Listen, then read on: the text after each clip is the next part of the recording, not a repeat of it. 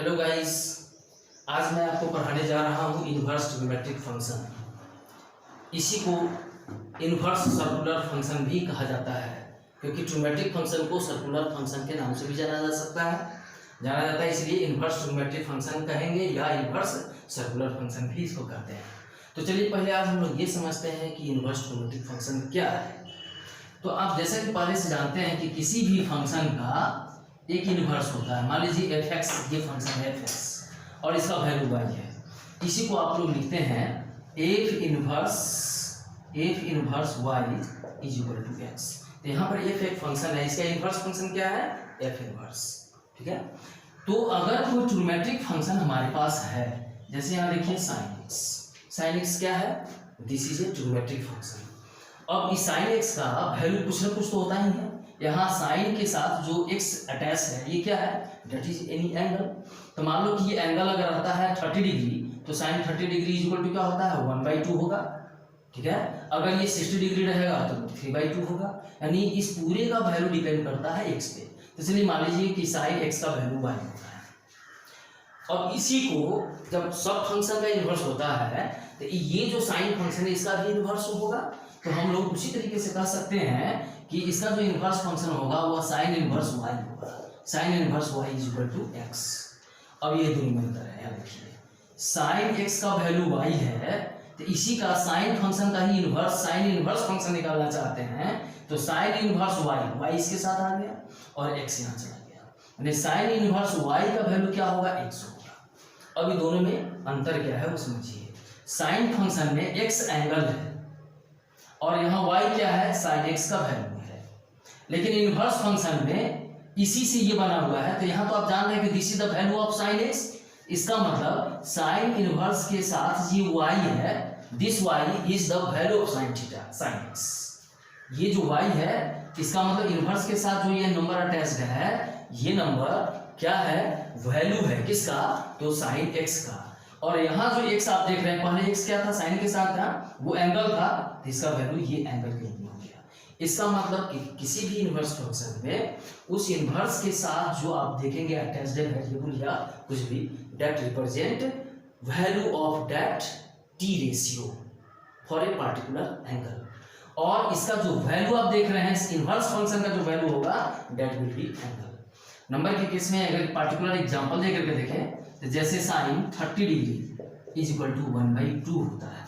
Sign 30 degree is equal to 1/2 ये trigonometric function है। इसी को हम लोग ऐसे लिख सकते हैं sine inverse 1/2 is equal to 30 degree, या 30 डिग्री को ही हम लोग रेडियन में बदलें तो π/6 ऐसे लिख सकते हैं। अब देखिए कि साइन इनवर्स के साथ ये क्या है? 1/2, दैट इज नॉट एंगल, ये एंगल नहीं है। This is the value of sine 30 degree. Sine 30 degree का जो वैल्यू है वही यहाँ आया है और साइन के साथ जो एंगल है वो यहाँ आया है। इसीलिए क्लियर हो गया कि अगर कहीं भी लिखा हुआ है साइन इनवर्स 1, तो आप क्या समझेंगे? साइन इनवर्स के साथ ये जो 1 है ये क्या है? तो this is the value of sine theta. Sine का वैल्यू है किसी पर्टिकुलर एंगल के लिए, तो साइन इनवर्स 1 का वैल्यू निकालना है। इसका मतलब आपको अपने आप से पूछना होगा एक क्वेश्चन कि साइन कितने डिग्री इज इक्वल टू 1 होगा? तो आंसर आएगा 90 डिग्री इज इक्वल टू 1। तो आप कह सकते हैं कि sine inverse 1 is equal to π/2।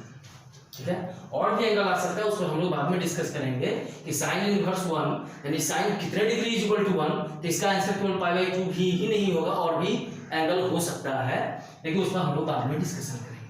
उसी तरीके से tan का एग्जांपल लेते हैं। tan इनवर्स अगर √3 लिखा हुआ है, इस पूरे का ये इनवर्स फंक्शन है, tan का इनवर्स फंक्शन है ये, तो इस पूरे का वैल्यू अगर निकालना चाहते हैं कि इसका वैल्यू क्या होगा, इसका मतलब ये हुआ हमें ये पता करना है tan कितने डिग्री इज इक्वल टू √3। ठीक है ना। इसका मतलब वो कौन सा एंगल है जिस एंगल के लिए टेंजेंट वैल्यू √3 होता है। तो इसका वैल्यू आप अपने आप से अगर पूछे what degree of tan per degree for tangent will be √3, then there will be answer 60 degree यानी π/3। तो tan 60 डिग्री यानी tan π/3 इज इक्वल टू √3 होता है।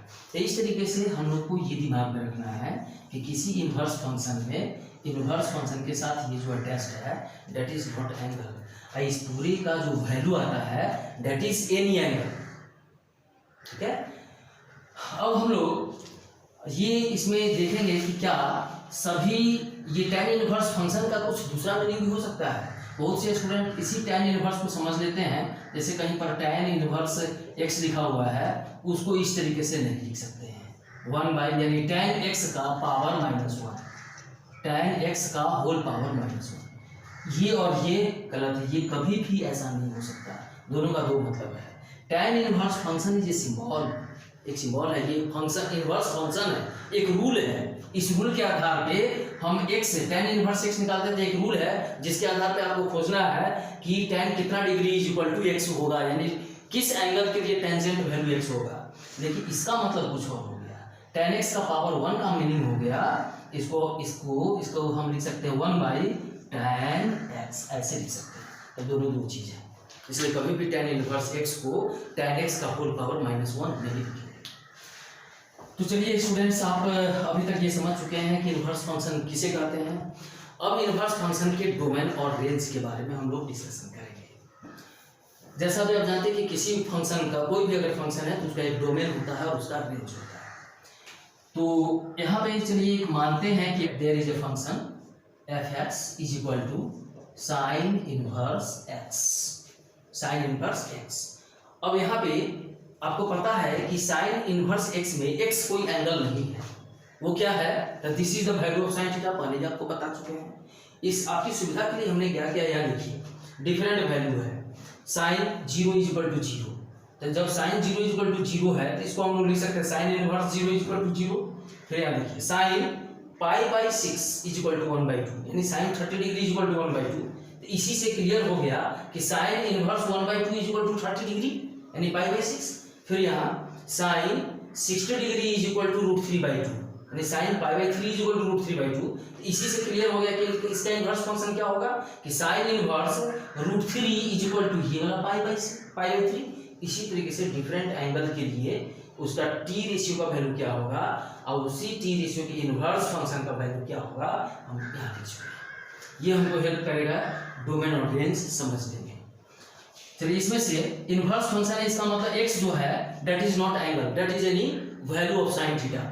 तो इसमें कुछ डिफरेंट वैल्यूज देते हैं। देखिए यही सब इसका वैल्यू है, ये x है और ये क्या है, थीटा है। अगर ये एंगल है तो उस पूरे साइन इनवर्स का वैल्यू यहाँ है। तो इसमें हम लोग x ले रहे हैं, x, तो x क्या है, कोई रियल नंबर है। चलिए एक -1 लेते हैं, -√3/2 एक नंबर ले लीजिए। x के जगह पर ये सब वैल्यू आप देख रहे हैं, इसी सब वैल्यू को हम डोमेन में लिखते हैं, यानी फर्स्ट वाले सेट में -1/2 रखते हैं यहाँ, -1/2, फिर उसके बाद 0, फिर उसके बाद √3/1/2 कर लेते हैं 1/2, फिर √3/2, एक और सेट रख लेते हैं, इसको थोड़ा सा बड़ा कर लें, इसमें एक और नंबर रख लेते हैं वो है 1। अब इस रूल के आधार पे सबका वैल्यू क्या होगा वो देखते हैं। तो साइन इनवर्स -1, x के जगह पर -1 रखेंगे, यहाँ देखिए sine inverse -1 is equal to क्या है, -π/2, यानी इसका जो इमेज होगा वो होगा -π/2। फिर साइन इनवर्स x के जगह पर -√3/2 रखेंगे, साइन इनवर्स -√3/2 का वैल्यू क्या होगा, -2π/3। x value will be -2π/3। फिर आगे देखिए साइन इनवर्स x की जगह पर -1/2 रख रहे हैं, तो x inverse sine inverse -1/2 is equal to, आप यहाँ से देख सकते हैं इसका value -π/6, it's value will be -π/6। 0 का हो जाएगा sine inverse 0 is equal to 0, इसका वैल्यू 0। उसी तरीके से इसका वैल्यू हो जाएगा sine inverse 1/2 is equal to π/6, यहाँ पे π/6 हो गया। फिर इसका जो वैल्यू हो जाएगा उसको हम लोग लिख सकते हैं, साइन इनवर्स √3/2 है, तो sine inverse √3/2 is equal to π/3, यहाँ लिख सकते हैं π/3। इसमें भी बड़ा एंगल नहीं, छोटा ही एंगल लेकर के चलते हैं, -√3/2 को यहाँ से लेकर के चलते हैं, ये भी हो सकता है, लेकिन हम लोग आसान होगा समझने में -π/3 को ही लेकर के चले। दोनों का वैल्यू हो सकता है। इसके आधार पर यहाँ देखिए sine inverse -√3/2 is equal to ये भी हो सकता है, और sine inverse -√3/2 is equal to ये भी हो सकता है। हमने इस वैल्यू को लेकर चला। 1 का भी आप कह सकते हैं, 1 का वैल्यू क्या होगा, साइन इनवर्स 1, इसका मतलब इसका जो इमेज होगा वो पाई बाय 2 हो जाएगा। यहाँ से sine inverse 1 equal to pi by 2। अब हमें डोमेन फाइंड करना है।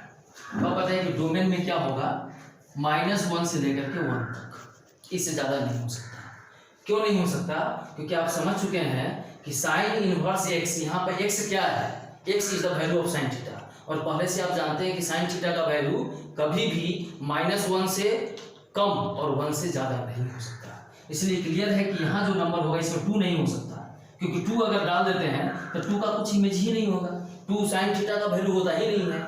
इसीलिए इस फंक्शन को डिफाइन होने के लिए जरूरी है कि इसका डोमेन जो है वह क्या होना चाहिए, -1 से लेकर के 1 तक होना चाहिए।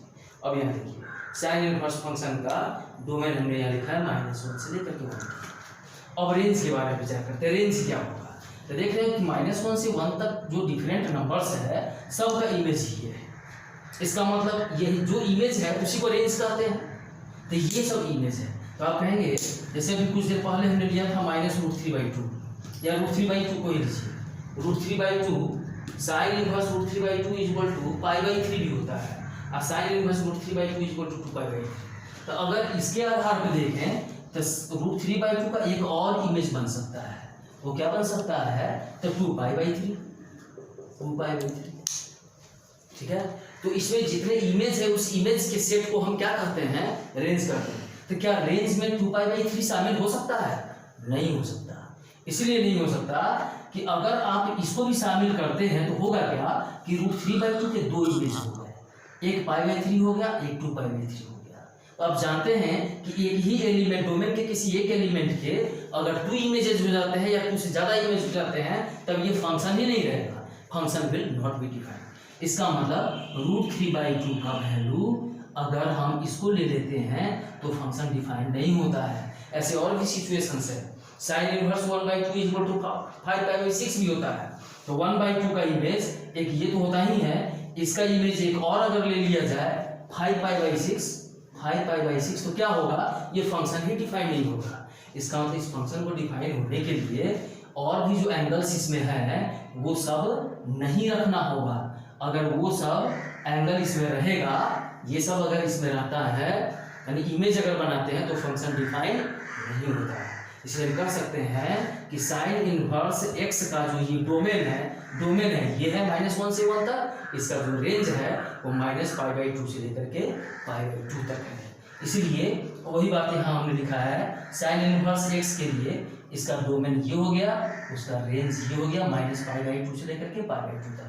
यानी डिफरेंट वैल्यू हो सकते हैं, लेकिन -π/2 से लेकर के π/2 तक ही इसका रेंज होगा। हम लोग को थिंकिंग इसी बीच में करना होगा, क्योंकि इसके बाहर अगर एंगल लेकर के जाते हैं तो फंक्शन डिफाइन नहीं होता है। तो स्टूडेंट्स, इसी कंसेप्ट के आधार पे हमने आपकी सुविधा के लिए ये पूरा बना के रख दिया है कि किस डिफरेंट इनवर्स फंक्शन के लिए उसके डोमेन क्या है, उसके रेंज क्या है, इसको दिमाग में रखना जरूरी है। क्योंकि नेक्स्ट क्लास में हम आपको कुछ थ्योरम्स बताएंगे, कुछ प्रूफ बताएंगे और इससे रिलेटेड क्वेश्चन बताएंगे। इसके लिए जरूरी है कि आप सबों को इसका डोमेन और रेंज अच्छी तरह से याद रहे, तब आप क्वेश्चन आसानी से समझ सकते हैं, थ्योरम को आसानी से प्रूव कर सकते हैं। तो आज मैं इतना ही रहने देता हूँ, फिर नेक्स्ट अगले क्लास में करेंगे। इसलिए इस चैनल को सब्सक्राइब जरूर करें ताकि मेरा जब नेक्स्ट वीडियो आए तो आपको इमीडिएट पता चल जाए। Thank you.